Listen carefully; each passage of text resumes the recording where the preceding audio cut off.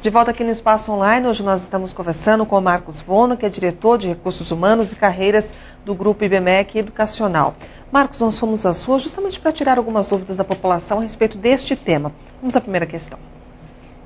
Por que o teste vocacional ele apresenta tanta falha? Legal. O teste vocacional é uma parte do processo da escolha de identificação com algumas carreiras, né? Então, o teste vocacional ficou meio marcado, porque no passado alguém fazia um teste e dizia, olha, você vai fazer isto, você serve para isto.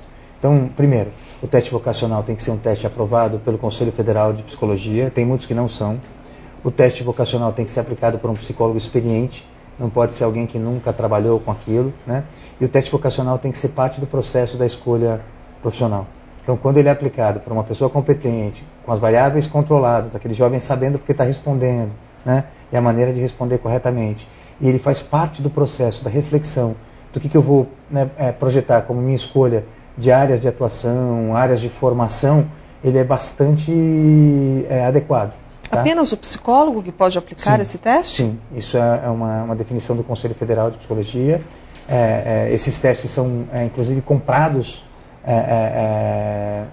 junto ao CRP, eles são aprovados cientificamente, né? Você tem que ter dados estatísticos, estudos bastante longos para poder comprovar que aquela ferramenta que você está usando para avaliar interesses profissionais realmente conseguem demonstrar veracidade.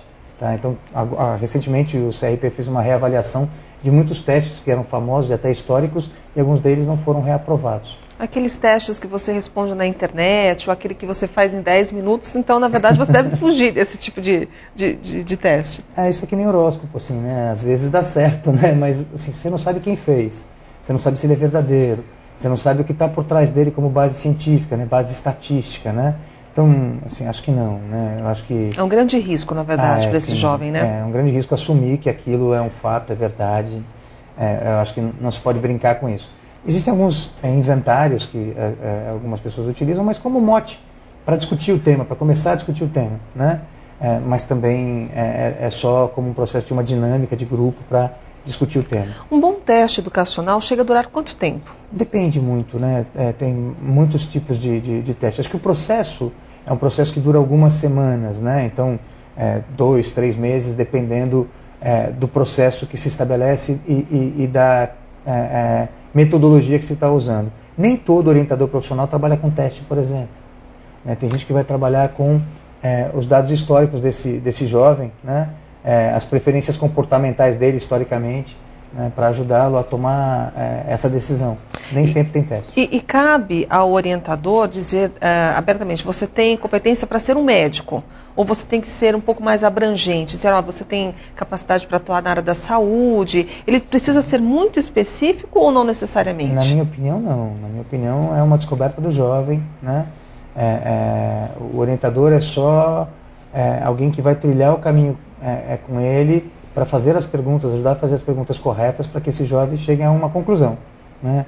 É muito arriscado você, mesmo com todo um processo, dizer para alguém especificamente, olha, você vai ser um grande médico, né? Você vai ser médico, você vai ser engenheiro, não, olha, tudo que você está fazendo aqui dá tendências a essa área especificamente. Agora, dentro dessa área, é ele que vai trilhar o caminho.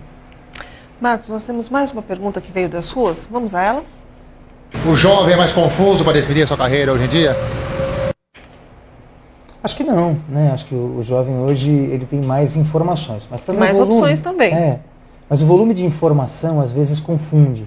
E as pessoas às vezes imaginam que o fato de estar na internet, num site, é verdade. E tem muita gente falando bobagem na internet. Você não sabe quem está escrevendo aquilo, né? E às vezes a credencial dessa pessoa não significa que o que ele está colocando lá é fato, é verdade. Além disso, também você tem uma opção muito grande hoje de carreiras. Então o jovem tem que olhar para um espectro muito maior de possibilidades. Então é mais difícil. Quando você tinha administração, economia, direito, né, medicina, você tinha algumas carreiras por aí. E tinha aquela outra, né, de olha, eu não vou estudar, né, não vou ser um advogado, um engenheiro, eu vou ser um especialista. Então eu vou ser um padeiro, um eletricista, né? A gente pensa em carreira sempre como engenheiro, médico. Não. Você pode ser um eletricista, você pode ser um pintor de parede, você pode ser um motorista de táxi, é uma carreira. Eu conto sempre a história de um motorista de táxi que trabalha com a gente, que tem um salário que eu não quero aqui divulgar, porque não tem esse direito, mas é muito maior do que muita gente no meio da carreira, em carreiras bastante valorizadas, mas ele é, antes de tudo, um profissional perfeito. Assim, ele atende a empresa que eu trabalho, é um profissional perfeito. Então, esse jovem tem que fazer uma opção por uma carreira que o mercado demande. Né? Assim, ele vai escolher uma carreira e vai ter que saber que esse mercado vai comprar esse tipo de serviço. E ele tem que ser muito bom no que faz. Né? Então, o mercado tem mais opções, o mercado é mais exigente. Né? Então, antes você tinha poucos médicos, né? Você tinha lá menos opções. Hoje você tem uma gama muito grande de médicos. Então, não basta ser só médico, tem que ser bom médico também. Né? E, Marcos, quais são as grandes tendências para a carreira a partir de agora? Eu não sei se tem tendência, né? Mas assim, à medida que o mundo muda, existem algumas carreiras que estão nascendo, né? As carreiras ligadas ao meio ambiente, né? O mundo todo está se preocupando hoje com o que a gente fez e continua fazendo com o planeta, né? A questão da terceira idade, né? O fato da gente viver mais tempo. Então tem algumas pessoas que estão se especializando em trabalhos, em serviços para a terceira idade, né? As pessoas estão ficando mais exigentes com relação à sua qualidade de vida. Então, alguns anos atrás, você entrava no supermercado e você tinha um espaço desse tamanho para a gôndola de alimentos para animais. Né? Hoje, você tem uma gôndola inteira. Então, o nutricionista tem mais um campo de atuação, que é o nutricionista veterinário. Então, você começa a ter outras carreiras que vão surgindo à medida que a sociedade demanda outros serviços.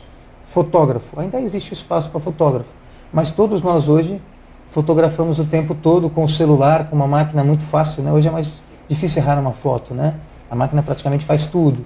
Então as carreiras vão mudando, né? O que a gente estava falando do músico, né? Antigamente, para uma festa, você convidava uma banda, né? Hoje você convida um DJ, né? Então, esse jovem tem que ir olhando o mundo ao redor dele, entendendo essa tendência que existe. Né? Existem muitas doenças psicológicas no mundo de hoje. O trabalho hoje é um grande formador de doenças psicológicas. A pressão por resultado, a competitividade. Né?